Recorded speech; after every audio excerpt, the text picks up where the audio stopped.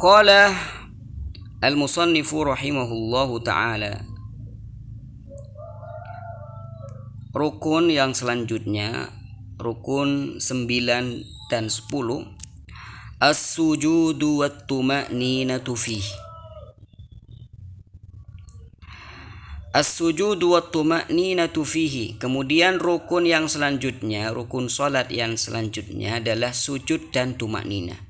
Sujud dan juga berhenti sejenak ketika sujud, tidak langsung berdiri langsung. Wa yustahabbu fihi du'a, dan disunnahkan ketika seorang itu sujud, disunnahkan untuk berdoa. Liqauli Rasulillah sallallahu alaihi wasallam, karena ada sabda Nabi sallallahu alaihi wasallam. Apa kata Nabi? Aqrabu ma yakunul abdu min rabbih wa huwa sajid. Seorang hamba itu paling dekat pada Allah Subhanahu wa taala Tuhannya ketika ia dalam keadaan bersujud pada Allah. Jadi ini kesempatan bagi kita semua ketika sujud, kita merasa bahwasanya diri kita itu dekat dari Allah Subhanahu wa taala, dekat maknawi bukan dekat tempat. Wa qalu inna sujuda yadhharu bihi ma'nal ubudiyyati al-mahdhah. Dan mereka para ulama itu berkata bahwasanya ketika kita sujud, kita merasa bahwasanya diri kita itu hina di depan Allah Subhanahu wa taala. Ini adalah kemurnian dari ibadah kita, di mana ibadah itu kita mengabdi pada Allah Subhanahu wa taala dan merendahkan diri kita di hadapan Allah Subhanahu wa taala. Ini makna ubudiyah. Li'annal muslima yada'u a'azza a'dha'ihi wa ma yashmakhu bihi wa huwa anfuh. Karena seorang muslim ketika sujud, dia meletakkan anggotanya yang paling agung. Dengan anggota tersebut dia bisa bernafas, dia bisa hidup. Wa huwa anfuh, yaitu hidungnya. Di mana hidung adalah anggota yang mulia, dengannya ia bisa bernafas. Dia letakkan anggota yang mulia tersebut ala turab, ditempelkan ke bawah, ke tanah. Yumarrighuhu min ajlil khudu'i li rabbih. Dia tempelkan hidung itu ke bawah, ke tanah, demi tunduk pada Allah Subhanahu wa taala. Kama qala Syauqi, li fityatin la tanalul ardu adma'ahum wala unufahum illa musalliya. Allah. Orang itu tidak menempelkan apapun saja kecuali seorang yang sholat yang menempelkan hidung yang mulianya ke tanah. Walihadza ju'ila marratain. Oleh karenanya sujud itu disyariatkan 2 kali.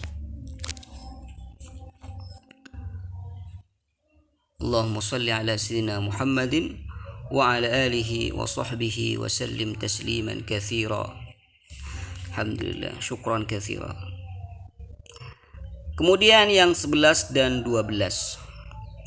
Al-julusu bainas sajdataini wat-tuma'ninatu fi.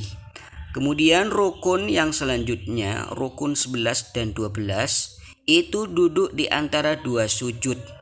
Wat-tuma'ninatu fihi, kemudian juga berhenti sejenak antara 2 sujud. Berhenti. Jazakumullahu khaira. Syukran katsira. Wa yajlisu fihi muftarishan.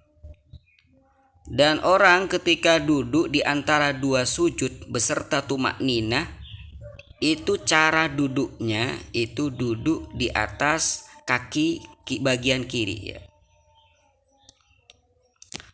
Ini yang dimaksud dengan duduk iftirash, duduk di atas kaki. Lakin 'inda ba'dil Hanafiyah hiya sunnah. Akan tapi menurut mazhab sebagian ba'd al-Hanafiyah, sebagian mazhab Hanafi mengatakan bahwasanya duduk di antara dua sujud itu hukumnya sunnah. Wa yakfi ay yarfa'a ra'sahu wa ya'uda lis-sujudits tsani.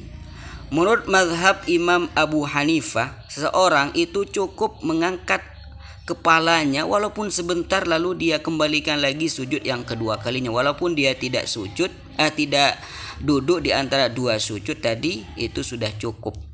Lianna hadhihi jalsatu faslin baina mutasyakilaini. Karena duduk di antara dua sujud tadi adalah duduk sebagai pemisah antara dua rukun yang sama ya. Jadi untuk membedakan dua rukun yang sama, kita harus bedakan dengan mewujudkan gerakan atau bentuk yang lain. Nah, seperti itu yang dikatakan dan diutarakan oleh mazhab Imam Abu Hanifah. Lianna hadhihi jalsatu faslin baina mutasyakilain. Dua sujud yang pertama, sujud yang kedua itu sama. Ya, seakan-akan seperti itu. Bentuknya sama. Jadi untuk mengetahui mana sujud yang pertama, sujud yang kedua, cukup kepalanya itu diangkat walaupun sebentar, lalu sujud lagi yang kedua. Ini yang diutarakan oleh mazhab Imam Abu Hanifah. Sehingga falam takun wajibatan, oleh karenanya duduk di antara dua sujud itu tidak wajib. Kemudian rukun yang selanjutnya 13 dan 14, at-tasyahhudul akhiru wal qu'udu fihi, tasyahud akhir ya. Kemudian juga duduk ketika tasyahud akhir itu juga merupakan rukun. Jadi misalkan ada orang sudah sujud terakhir, kemudian dia ingin tasyahudnya berdiri, maka tidak sah, karena di antara rukunnya juga harus duduk. Walahu siyaghun katsiratun, dan cara bertasyahud itu banyak sekali sighatnya, bentuknya, caranya. Wa afdalut tasyahhud 'inda Syafi'i ma rawahu Ibnu Abbasin qol, dan sighat yang paling utama menurut mazhab Imam Syafi'i ketika bertasyahud adalah hadis yang diriwayatkan oleh sahabat Abdullah bin Abbas qol, beliau berkata, kana Rasulullah sallallahu alaihi wasallam yu'allimuna at-tasyahhuda kama yu'allimuna as-surata minal Qur'an. Kata beliau, Rasul sallallahu alaihi wasallam mengajarkan kita cara bertasyahud seperti halnya Nabi mengajarkan kita cara membaca surah Al-Qur'an. Fayaqul, lalu Nabi sallallahu alaihi wasallam bersabda, qulu, hendaklah kalian membaca bacaan ini ketika kalian itu bertasyahud. At-tahiyyatul mubarakatus salawatut tayyibatu lillah. Assalamu alayka ayyuhan nabiyyu wa rahmatullahi wa barakatuh. Ila akhiri. Assalamu alayna wa ala ibadillahis salihin. Wa aqalluhu, minimal bacaan tasyahud adalah at-tahiyyatu lillah, salamun alayka ayyuhan nabiyyu wa rahmatullahi wa barakatuh, salamun alayna wa ala ibadillahis salihin, ila akhirih, sampai akhirnya. Kemudian rukun yang selanjutnya, rukun yang ke-15, as-salatu ala nabi sallallahu alaihi wasallam fihi. Di antara rukun selanjutnya adalah membaca solawat pada baginda Nabi sallallahu alaihi wasallam ketika bertasyahud. Wa hiya ruknun min arkanis shalah, dan membaca solawat pada baginda Nabi Shallallahu Alaihi Wasallam termasuk bagian dari rukun salat. Tafarrada biha Syafi'i radhiyallahu anhu. Di mana pendapat ini hanya dikatakan oleh Imam Syafi'i radhiyallahu taala anhu. Jadi yang lainnya mengatakan bahwasanya membaca sholawat itu bukan rukun salat, tapi menurut Imam Syafi'i mungkin kecintaan beliau pada Rasul sallallahu alaihi wasallam yang menjadi hubungan pada kita demi salat.